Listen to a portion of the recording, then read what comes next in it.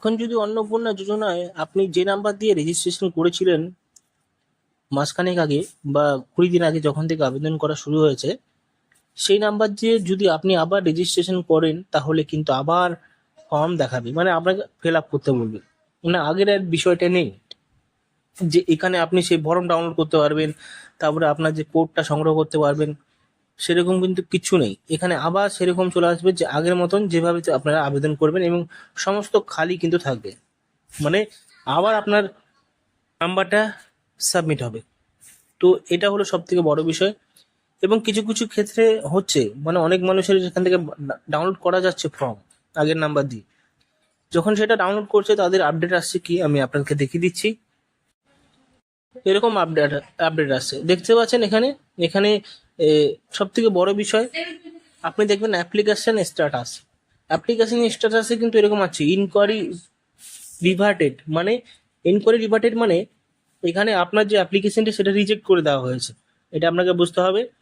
এবং তার জন্য কি করতে হবে, আপনি যদি পৌরসভা এলাকার লোক থাকেন বা ওয়ার্ডের আরবান এলাকার লোক থাকেন, বাসিন্দা থাকেন, সেক্ষেত্রে আপনাকে পৌরসভা যেতে হবে বা এসডিও অফিসে যেতে হবে।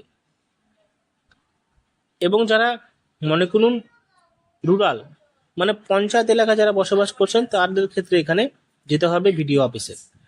এবার এটা রয়েছে হলো যাদের ফর্ম রিজেক্ট হয়েছে, মানে যাদের এরকম আসছে ডাউনলোড করার পরের ফর্ম, এখানে যাদের ফর্ম একদম সাবমিট হয়ে গেছে এবং ইনকোয়ারি প্রসেস চলছে, ইনকোয়ারি প্রসেস চলাকালীন কিন্তু এরকম স্ট্যাটাস দেখাচ্ছে। এবং এখানে একটা বিষয় রয়েছে যেটা হলো এই ইনকোয়ারি প্রসেসের সময় পৌরসভা থেকে সমস্ত ডিটেলস অনুযায়ী এখানে সমস্ত যারা যারা অ্যাপ্লিকেন্ট অন্নপূর্ণা যোজনা তাদেরকে পৌরসভা থেকে ভেরিফিকেশনের জন্য ফোন করা হচ্ছে এবং তাদের থেকে ডিটেলস চাওয়া হচ্ছে।